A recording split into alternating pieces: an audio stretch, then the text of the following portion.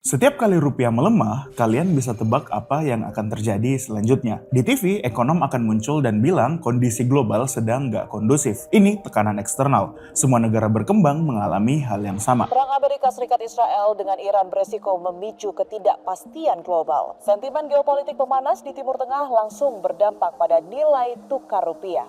Di media sosial, orang-orang akan ramai bilang kalau ini adalah bukti pemerintah gagal. Pemimpin kita nggak kompeten. Ada yang bilang ini kesalahan pemerintah. Ada yang bilang tenang, nggak akan separah 1998. Dari harga cabai, harga telur, malah telur normal, cabai juga normal. Mama ya istilahnya ibu-ibu rumah tangga, apa-apa mahal. Tapi yang sekarang ini yang agak susahan minyak goreng. Dan pemerintah mereka akan keluar dengan pernyataan resmi. Fundamental ekonomi kita kuat. Dan ini hanya bersifat sementara. Kami sudah mengambil langkah-langkah yang diperlukan. Untuk memperkuat nilai tukar, kami juga akan menerbitkan bond di Cina dengan bunga yang lebih rendah sehingga kita tidak tergantung terlalu banyak ke dolar lagi. Dolar begini, orang rakyat di desa nggak pakai dolar kok, ya kan?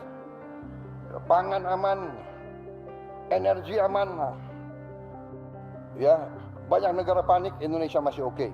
Lalu semuanya reda, orang-orang lupa dan rupiah stabil lagi. Sampai beberapa tahun kemudian, siklus ini berulang. Dan semua orang mengatakan hal yang persis sama. Yang menarik bukan siapa yang benar di antara mereka. Yang menarik adalah semua pihak itu sudah berbicara selama puluhan tahun. Dan rupiah tetap terus melemah berulang kali. Artinya ada sesuatu yang tidak sedang mereka bicarakan. Dan di video ini gue mau tunjukin apa hal itu.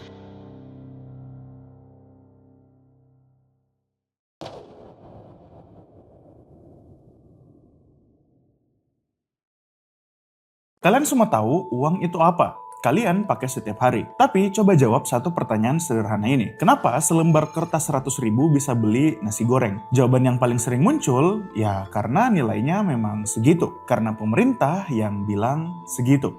Karena dari dulu memang begitu. Tapi nggak ada dari jawaban itu yang menjelaskan kenapa. Kertas itu nggak bisa dimakan. Nggak bisa dipakai sebagai pakaian, dan nggak melindungi dari hujan. Secara fisik, kertas 100.000 itu nggak lebih berharga dari kertas koran. Satu-satunya hal yang membuatnya berharga adalah bahwa ratusan juta orang Indonesia sepakat secara nggak tertulis, secara kolektif, bahwa kertas itu punya nilai 100.000. Uang bukan nilai. Uang adalah kepercayaan yang dikelola secara kolektif. Dan ini bukan teori baru. Ini bisa kita lihat dari sejarah yang sangat panjang, selama ribuan tahun. Selama ribuan tahun, manusia pakai berbagai benda sebagai uang. Kerang di Afrika Barat, batu besar di Kepulauan Yap, garam di sepanjang jalur perdagangan Romawi, dan dari sini kata salary berasal.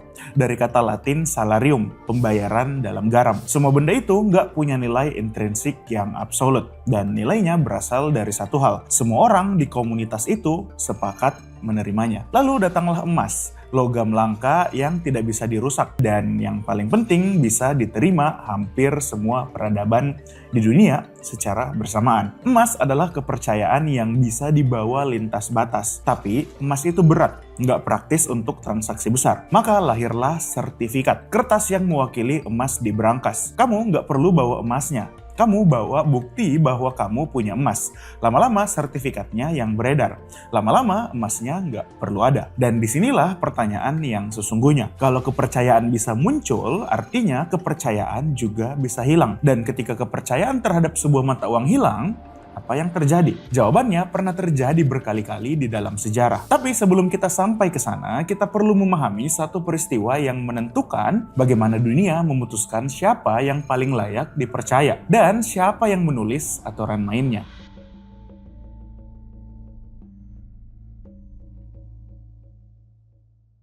Juli 1944, Perang Dunia belum selesai, tapi hasilnya sudah bisa ditebak. Jerman mundur di semua front. Jepang kehilangan dominasi di Pasifik. Eropa hancur dan kota-kota besar rata dengan tanah. Sistem perbankan dan perdagangan yang dibangun selama berabad-abad jadi runtuh. Di tengah semua kehancuran itu, ada satu negara yang kondisi ekonominya justru lebih kuat dari sebelum perang dimulai.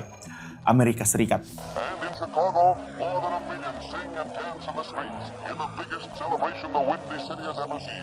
Selama 4 tahun di Eropa Sedangkan Amerika menjual senjata, pangan, bahan bakar, dan logistik ke semua pihak yang mampu membayar, dan mereka dibayar dengan emas. Pada pertengahan 1944, Amerika menguasai lebih dari 2/3 cadangan emas yang ada di dunia. Dan dengan posisi itu, Amerika mengundang 730 delegasi dari 44 negara untuk berkumpul di sebuah hotel di resort di Bretton Woods, New Hampshire. Agenda resminya adalah membangun kembali sistem keuangan global yang hancur akibat adanya perang. Tapi ada dinamika yang nggak bisa diabaikan di ruangan itu. Negara yang menguasai lebih dari 2/3 cadangan emas dunia nggak datang sebagai peserta yang setara. Mereka datang sebagai penulis aturannya. Yang lahir dari pertemuan itu adalah sistem Bretton Woods. Semua mata uang di dunia dipatok nilainya terhadap dolar Amerika. Dolar Amerika dipatok ke emas pada $35 per troy ounce saat itu. Siapapun yang memegang dolar bisa menukarkan emasnya kapanpun. Dan di saat itu lahir pula dua institusi baru,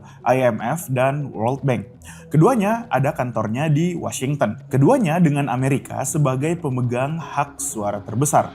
Artinya, setiap negara yang ingin berdagang di pasar global harus memegang dolar. Dan untuk mendapatkan dolar, mereka harus berhubungan baik dengan Amerika. Ekonom John Maynard Keynes yang mewakili Inggris dalam negosiasi itu sebenarnya mengusulkan sistem yang berbeda, yaitu mata uang internasional baru yang netral, gak menguntungkan satu negara secara struktural.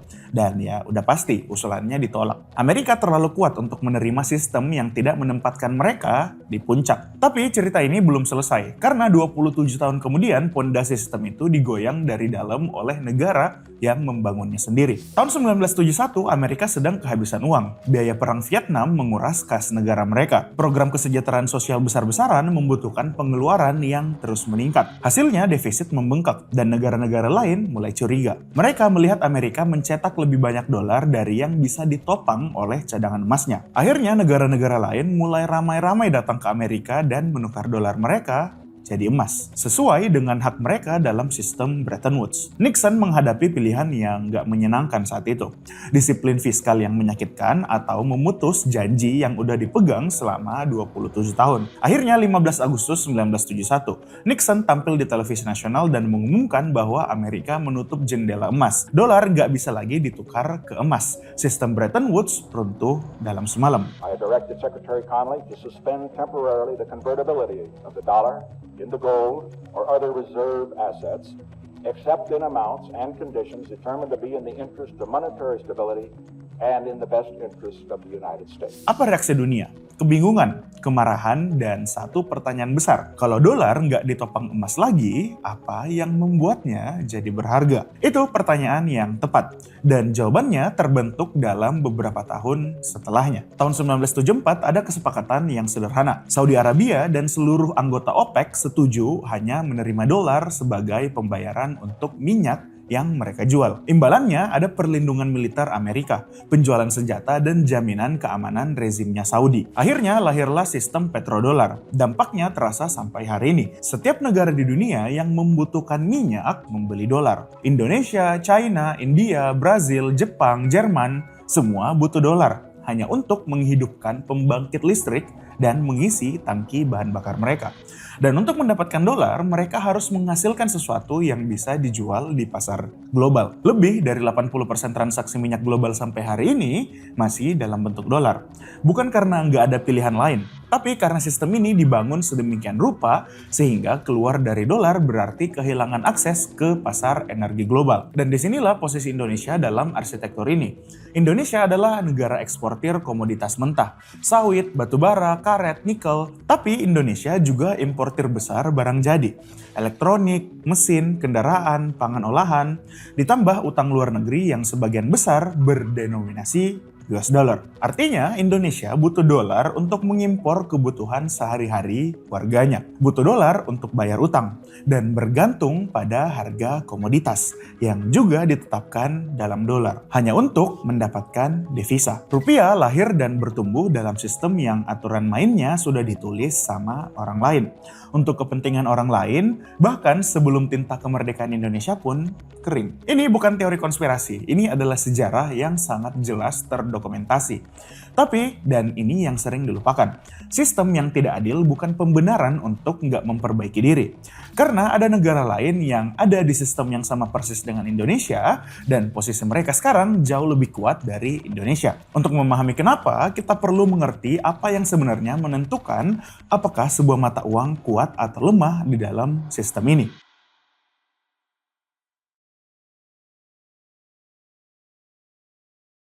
Ketika rupiah jatuh, hampir semua orang melompat ke kesimpulan tercepat yang bisa mereka temukan. Ada yang bilang salah The Fed, ada yang bilang salah pemerintah, ada yang bilang ini salah spekulan asing, ada yang bilang ini salah masyarakat yang kebanyakan impor. Semuanya nggak sepenuhnya salah, tapi nggak ada yang melihat gambaran utuhnya. Nilai mata uang ditentukan oleh 5 kekuatan yang bekerja sama secara bersamaan. Dan memahami kelimanya adalah satu-satunya cara untuk benar-benar mengerti apa yang sedang terjadi. Pertama adalah suku bunga. Bayangin kalian mengelola dana pensiun senilai 1 miliar dolar. Tugas kalian cuma satu, menghasilkan return sebesar mungkin dengan resiko sekecil mungkin. Amerika menawarkan suku bunga 5% dengan resiko yang hampir 0. Dolar nggak akan tiba-tiba kolaps. Sedangkan Indonesia menawarkan suku bunga 6%. Tapi rupiah bisa bergerak 10% dalam hitungan bulan. Kalau secara matematis 6% minus potensi kerugian kurs 10% artinya minus 4%. Amerika dengan 5% tiba-tiba jauh lebih menarik. Ini yang terjadi setiap kali The Fed, bank sentralnya Amerika, menaikkan suku bunga. Ibaratnya fund manager di Tokyo, London, Zurich, dan Singapura secara bersamaan memindahkan modal mereka ke aset berbasis dolar. Dananya mengalir keluar dari negara berkembang dan mata uang mereka tertekan. 2022, The Fed menaikkan suku bunga sekitar 425 basis point dalam 1 tahun. Kenaikan paling agresif dalam 4 dekade. Hasilnya, rupiah India turun 10%, rial Brasil turun 8%, rupiah turun 9%. Bukan karena ekonomi negara-negara itu tiba-tiba memburuk, tapi karena seseorang di Washington mengambil keputusan untuk ekonomi Amerika, dan semua negara berkembang menanggung konsekuensinya. Siapa yang memilih anggota The Fed? Presiden Amerika dikonfirmasi dengan Senat Amerika. Tapi siapa yang paling mendapatkan dampak dari keputusan mereka? Yaitu miliaran orang di negara-negara yang bahkan nggak punya suara di ruangan itu. Kedua, neraca perdagangan. Ini yang paling mudah dipahami harusnya. Ketika Indonesia menjual lebih banyak ke dunia daripada yang dibeli dari dunia, pembeli luar negeri itu perlu menukar mata uang mereka ke rupiah untuk membayar. Permintaan rupiah jadi naik, nilainya naik. Dan ketika Indonesia membeli lebih banyak dari luar daripada yang dijual, Indonesia yang perlu menukar rupiah ke mata uang asing. Penawaran rupiah di market global jadinya meningkat dan nilainya jadi turun. Indonesia punya masalah struktural di sini yang sudah berlangsung lama sebenarnya. Ekspor masih sangat bergantung pada komoditas mentah. Sedangkan harga komoditas itu nggak stabil, naik turun mengikuti siklus global yang nggak pernah bisa dikontrol dari Jakarta. Ketika harga batu bara atau sawit turun di pasar internasional, devisa Indonesia pasti ikut turun dan rupiah jadi tertekan. Di saat yang sama, Indonesia masih mengimpor banyak kebutuhan yang seharusnya bisa diproduksi sendiri. Beras, kedelai, gula, garam, susu, gandum, semuanya masih bergantung sama impor karena produksi dalam negeri nggak mencukupi kebutuhan pasar. Setiap pembelian impor itu artinya lebih banyak rupiah yang harus ditukar ke dolar. Dan negara yang tidak bisa memberi makan warganya sendiri adalah negara yang terus-menerus membutuhkan dolar hanya untuk menjaga dapur tetap menyala. Ketiga adalah inflasi. Inflasi adalah tentang kepercayaan. Ketika sebuah pemerintah mencetak uang lebih cepat dari pertumbuhan ekonomi yang sesungguhnya, jumlah uang beredar meningkat. Tapi jumlah barang dan jasa yang tersedia, enggak. Harga naik, nilai uang turun. Tapi ini bukan hanya soal angka. Ini soal kepercayaan terhadap institusi yang mengeluarkan uang itu.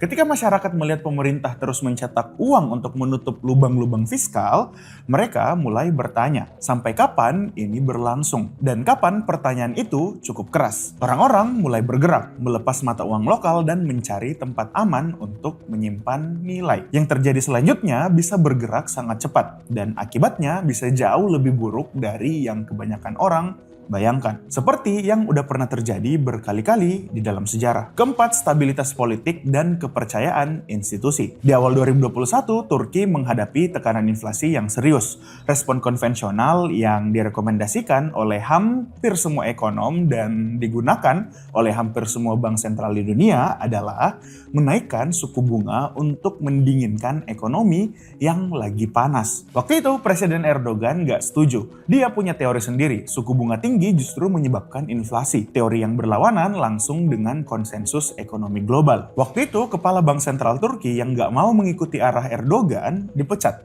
Penggantinya dipecat juga. Penggantinya lagi dipecat juga. 3 kepala bank sentral diganti dalam 2 tahun.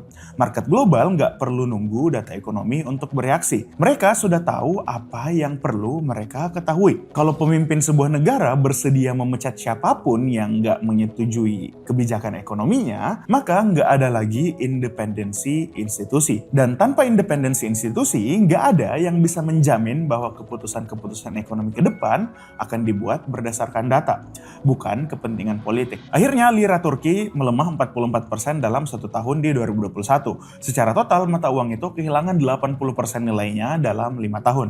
Dan ini bukan cerita tentang ekonomi Turki yang buruk secara fundamental. Ini cerita tentang kepercayaan yang hilang dalam hitungan bulan karena ada serangkaian keputusan politik. Kelima adalah sentimen pasar dan spekulasi. Pasar forex global bergerak sekitar 7,5 triliun dolar per hari. Untuk perbandingan, seluruh pasar saham dunia kalau digabung bergerak sekitar 1 triliun per hari. Artinya pasar mata uang 7 kali lebih besar dari pasar saham global. Dan sebagian besar pergerakan itu bukan dari importir yang butuh dolar untuk beli mesin misalnya, atau eksportir yang menerima pembayaran dalam yen. Sebagian besar adalah spekulan murni, para trader yang bertaruh kemana arah sebuah mata uang akan bergerak. Yang membuat ini penting dan sekaligus nggak adil adalah taruhan itu sendiri bisa mempengaruhi hasilnya. Kalau cukup banyak pelaku pasar besar bertaruh bahwa rupiah akan jatuh misalnya, mereka akan menjual rupiah dalam jumlah besar secara bersamaan. Dan tekanan jual itu sendiri yang membuat rupiah akhirnya jatuh. Ramalan yang memenuhi dirinya sendiri. Dan ini bukan teori, ini mekanisme yang sudah terdokumentasi dan sudah terjadi berkali-kali. Dan kita akan melihat salah satu contoh paling dramatis dari mekanisme ini kalau kita bicara soal 1997. Sekarang kalian sudah tahu kelima kekuatan ini. Pertanyaannya, apa yang terjadi ketika sebuah negara menghadapi 5 kekuatan itu secara bersamaan? Sementara pertahanan dalamnya sudah rapuh sebelum serangan itu tiba.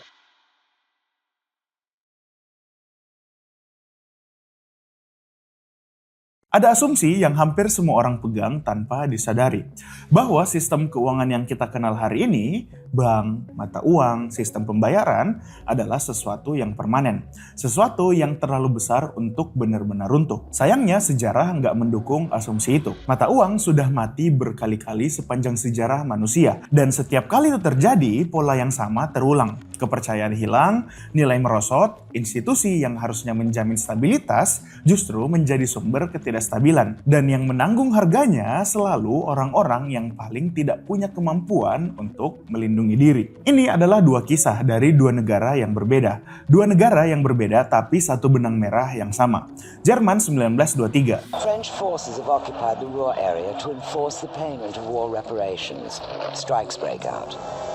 The government in Berlin decides to print money to offset economic losses and to pay off debts. Setelah Perang Dunia I berakhir dengan kekalahannya Jerman, pemenang perang berkumpul di Versailles pada 1919 dan menetapkan bahwa Jerman harus membayar reparasi perang senilai 132 miliar mark emas, angka yang setara dengan lebih dari 2 kali PDB Jerman saat itu.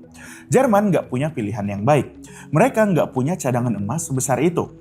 Mereka memilih jalan yang tampaknya paling mudah, dengan mencetak uang. Sebelum perang, 1 dolar hanya perlu 4 mark Jerman. Pada 1920 sudah 70 mark Jerman. Pada akhir 1922 lebih dari 7.000 mark Jerman. Januari 1923 sekitar 17.000 mark. Juli 1923 sekitar 353.000 mark. November 1923 4,2 triliun mark. Dalam kurang dari 3 tahun, mata uang Jerman kehilangan hampir semua nilainya. Seorang pekerja yang mengambil gaji di pagi hari harus segera berlari ke pasar untuk belanja sebelum siang. Karena pada sore hari harganya sudah berlipat ganda. Ada kisah yang beredar tentang seorang yang meninggalkan gerobak berisi uang di luar toko sebentar. Ketika kembali, gerobaknya dicuri, sedangkan uangnya dibiarkan berserakan di trotoar karena gerobaknya jauh lebih berharga. Tabungan seumur hidup kelas menengah Jerman habis dalam hitungan bulan. Dan orang-orang yang bekerja keras seumur hidupnya, mereka tiba-tiba nggak punya apa-apa. Dari keputusan dan kemarahan yang lahir gara-gara kehancuran ekonomi itulah muncul kondisi yang memungkinkan kebangkitan gerakan-gerakan politik ekstrim. Kita semua tahu bagaimana lanjutan cerita ini berakhir di Jerman 2 dekade kemudian. Lanjut, Zimbabwe 2008. Zimbabwe merdeka pada 1980 sebagai salah satu negara yang paling menjanjikan di Afrika. Tanahnya subur, sumber daya alamnya melimpah, dan tingkat pendidikannya relatif tinggi untuk substandar Afrika Sub-Sahara. Dan dalam 2 dekade, pemerintahan Mugabe menghancurkan itu semua melalui serangkaian kebijakan yang mengorbankan jangka panjang untuk kepentingan jangka pendek. Contohnya, program reforma agraria yang dipaksakan secara gila mengambil alih lahan pertanian produktif tanpa kompensasi dan tanpa terencana dengan baik. Produksi pangan kolaps, perekonomiannya menyusut. Dan untuk menutup lubang fiskal yang terus membesar itu, pemerintah Zimbabwe mencetak uang. Dan pada November 2008, inflasi Zimbabwe diestimasi mencapai 89,7 sextillion persen per tahun. Pemerintah mencetak uang kertas pecahan 100 triliun dolar Zimbabwe. Nilainya di pasar gelap sekitar 40 sen dolar Amerika. Harga-harga berlipat ganda setiap 24 jam.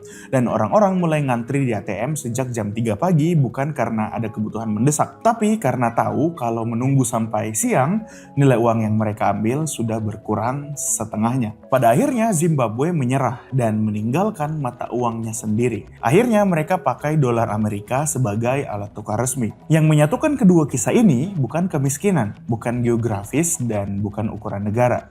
Yang menyatukan mereka adalah satu hal, kepercayaan yang hilang dan ketidakmampuan atau keengganan para pemimpin untuk mengakui bahwa mereka yang telah menghancurkannya. Indonesia pernah hampir masuk ke daftar ini, dan ini bukan pernyataan yang hiperbolis.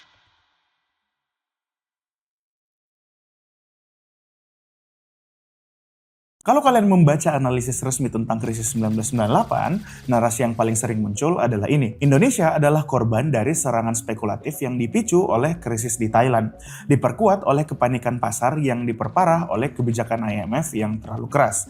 Narasi itu sebenarnya nggak salah, tapi nggak lengkap. Dan ketidaklengkapan ini penting sebenarnya. Karena kalau kita hanya melihat faktor eksternal, kita nggak pernah benar-benar belajar dari 1998. Dan bukti bahwa kita belum sepenuhnya belajar ada di angka yang sudah kalian dengar di awal video ini. Mari kita mulai dari awal. Januari 1997, semua indikator permukaan menunjukkan Indonesia dalam kondisi yang baik. Pertumbuhan ekonomi 7-8% per tahun sudah berlangsung hampir 2 dekade berturut-turut. Investasi asing masuk deras. Rupiah stabil di sekitar 2.400 per dolar. IMF dalam laporan tahunannya memuji manajemen ekonomi Indonesia. Tapi ada yang tidak muncul dalam laporan-laporan itu. Konglomerat besar Indonesia banyak diantaranya memiliki hubungan dekat dengan lingkaran kekuasaan. Mengambil utang dalam dolar dalam jumlah masif. Mereka tidak melakukan hedging, tidak melindungi diri dari resiko pergerakan nilai tukar. Kenapa? Karena rupiah sudah stabil selama bertahun-tahun. Tidak ada yang membayangkan bahwa itu bisa berubah drastis. Di sistem perbankan, kredit mengalir ke proyek-proyek yang seringkali lebih didasarkan pada kedekatan dengan kekuasaan daripada kelayakan ekonomi. Non-performing loan atau kredit yang tidak dilayani menumpuk di balik laporan keuangan yang tidak transparan juga. Juli 1997, Thailand mengumumkan bahwa mereka nggak bisa lagi mempertahankan nilai baht. Dalam satu hari, baht melemah sekitar 15 hingga 20%. Logika investor global sederhana. Kalau Thailand bisa, siapa lagi? Dana mulai mengalir keluar dari seluruh Asia Tenggara, bukan karena kondisi Indonesia yang tiba-tiba berubah, tapi karena persepsi resiko yang berubah. Dan di pasar keuangan, persepsi seringkali lebih kuat daripada realitanya. Agustus 1997, rupiah mulai bergerak 2.600, Oktober 3.800, November 4.500. Pemerintah meminta bantuan IMF. Dan kemudian Januari 1998, 17.000. 6 bulan 600% kejatuhan. Tapi pertanyaan yang harus dijawab adalah kenapa Indonesia jatuh jauh lebih dalam dan recover jauh lebih lambat dibanding negara-negara tetangga yang menghadapi badai yang sama. Thailand kena dan recover dalam 2 tahun.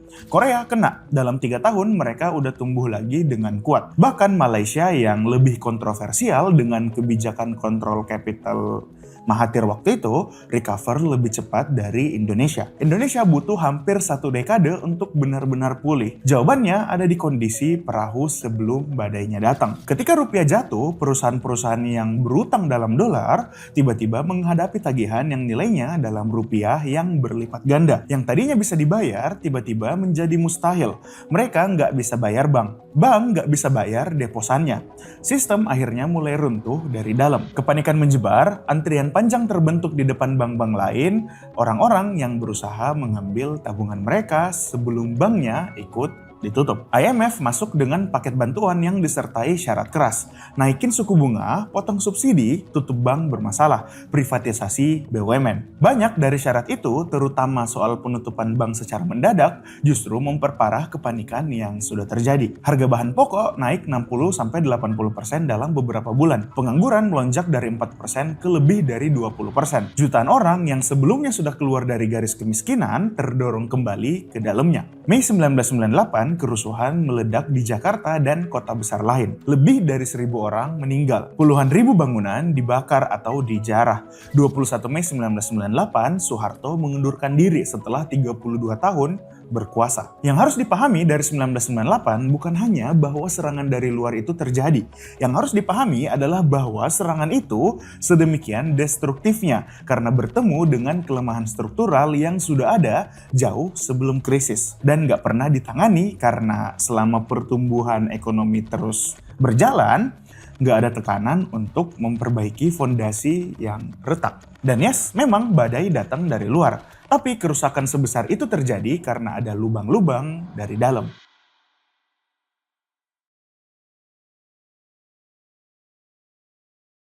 Sekarang kita di sini lagi. Rupiah melemah melewati 18.000 per US dollar, melampaui titik terburuk yang pernah tercatat bahkan di masa krisis. Kalau kalian mengikuti pemberitaan, kalian sudah dengar narasi resminya. Konflik di Timur Tengah menekan harga minyak. The Fed mempertahankan suku bunga tinggi. Investor global dalam mode risk off, menarik dana dari negara berkembang. Dan ini bukan hanya Indonesia, semua emerging market terdampak. Dan semua itu benar. Tapi ada data lain yang perlu diletakkan di depan kalian. Defisit anggaran negara tahun lalu mencapai nyaris di batas maksimal yang diizinkan sama undang-undang. Pengeluaran negara tetap tinggi, sementara penerimaan pajak belum cukup kuat untuk mengimbanginya. Dua lembaga pemeringkat kredit global menurunkan outlook Indonesia menjadi negatif. Bukan peringkatnya, tapi arahnya. Artinya mereka melihat resiko yang meningkat ke depannya. Dan kemudian ada IHSG, Indeks Saham Indonesia. Dalam periode ketika hampir semua bursa Asia mengalami tekanan akibat faktor eksternal yang sama, IHSG masuk ke dalam kelompok yang paling dalam jatuhnya. Modal asing mengalir keluar dalam jumlah besar, dan setiap kali investor asing menjual saham Indonesia, mereka juga menjual rupiah untuk membawa pulang hasil penjualan itu. Ini pertanyaan yang perlu dijawab dengan jujur. Kalau tekanan eksternalnya sama untuk semua negara berkembang, kenapa Indonesia termasuk yang paling terdampak? Jawabannya bukan satu hal, tapi sebagian jawabannya ada di kepercayaan. Dan kepercayaan itu dipengaruhi oleh sinyal-sinyal yang datang dari dalam negeri. Yang lebih mengkhawatirkan dari angka hari ini adalah masalah-masalah struktural yang tidak berubah. Indonesia masih mengimpor kebutuhan pangan dalam jumlah besar, masih menjual komoditas mentah, dan masih membeli barang jadi. Masih berutang dolar juga. Ketergantungan struktural yang persis sama yang membuat Indonesia rentan di 1998 masih ada hari ini. Mungkin dalam bentuk yang berbeda, tapi akar masalahnya masih sama. Pertanyaannya bukan apakah rupiah akan bergejolak lagi. Sejarah sudah menjawab itu. Pertanyaannya adalah apakah ada sesuatu yang benar-benar berubah sejak terakhir kali kita ada di titik ini.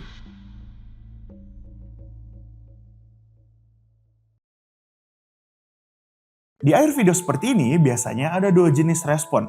Yang pertama, putus asa. Kalau sistemnya memang dirancang seperti ini, kalau masalahnya sudah ada puluhan tahun dan belum selesai, apa gunanya memahami ini semua? Yang kedua, dan ini yang lebih berbahaya, adalah menyederhanakan. Ini salah pemerintah, ganti pemimpinnya dan masalahnya akan selesai. Atau ini salah sistem global, Indonesia jadi korban, nggak ada yang bisa kita lakukan. Keduanya nggak berguna dan keduanya salah. Ada negara yang pernah berada di titik yang lebih buruk dari Indonesia dan keluar dari sana dengan cara yang bisa kita pelajari. 1997, Korea Selatan menghadapi krisis yang persis sama. Bantuan IMF dengan syarat yang sama kerasnya. Nilai mata uangnya jatuh dengan dramatis dan dengan perusahaan-perusahaan besar yang bangkrut. Bedanya bukan ada di keberuntungan, bedanya ada di respon. Korea Selatan merestrukturisasi konglomerat-konglomerat besar mereka secara agresif. Perusahaan yang tidak efisien dipaksa untuk berbenah atau tutup. Nggak ada lagi keistimewaan karena kedekatan dengan kekuasaan. Daewoo yang dulu adalah salah satu konglomerat terbesar di Korea, nggak mau berubah dan akhirnya bangkrut. Yang bertahan adalah yang mau berbenah. Investasi besar-besaran masuk ke pendidikan dan riset. Industri manufaktur berteknologi tinggi dibangun dengan serius. Contohnya Samsung yang memilih untuk fokus dan mereformasi diri menjadi pemimpin elektronik global dalam 10 tahun. Hasilnya Korea Selatan hari ini punya merek-merek global yang menghasilkan devisa. Bukan hanya menghabiskannya. Won Korea jauh lebih stabil dari rupiah dan ketika badai eksternal datang, pondasi mereka lebih kuat untuk menahan tekanannya. Indonesia punya semua yang dibutuhkan untuk melakukan hal yang sama sebenarnya. Sumber daya alam yang luar biasa, populasi muda yang besar, pasar domestik yang sangat masif, dan posisi geografis yang sangat strategis. Yang tentunya dibutuhkan bukan keajaiban. Yang dibutuhkan adalah keputusan-keputusan jangka panjang yang konsisten. Bahkan ketika tidak populer dalam jangka pendek. Buat kalian yang menonton video ini, memahami sistem ini adalah titik awal yang nyata. Bukan karena pengetahuan otomatis mengubah kondisi makro, tapi karena orang yang memahami permainan yang sedang dimainkan itu membuat keputusan yang berbeda dari orang yang tidak. Ketika rupiah melemah, sebagian orang panik. Sebagian lain memahami apa yang sedang terjadi dan memposisikan diri sesuai dengan pemahaman itu. Perbedaan antara keduanya bukan akses ke informasi rahasia. Perbedaannya adalah apakah mereka pernah meluangkan waktu untuk benar-benar memahami bagaimana sistem ini bekerja. Dan kalian baru aja melakukannya. Rupiah melemah melewati 18.000, bukan karena Indonesia negara yang gagal, bukan semata-mata karena sistem global yang gak adil, tapi karena ada kombinasi dari dua hal yang sudah berjalan berdampingan selama puluhan tahun. Dan selama kita terus memilih salah satu untuk disalahkan sambil mengabaikan yang lain, kita akan terus kembali ke titik yang sama. Sejarah gak mengulangi dirinya sendiri dengan persis, tapi dia berirama. Dan kalau kalian sekarang bisa mendengar ritmenya, kalian sudah satu langkah lebih maju dari kebanyakan orang.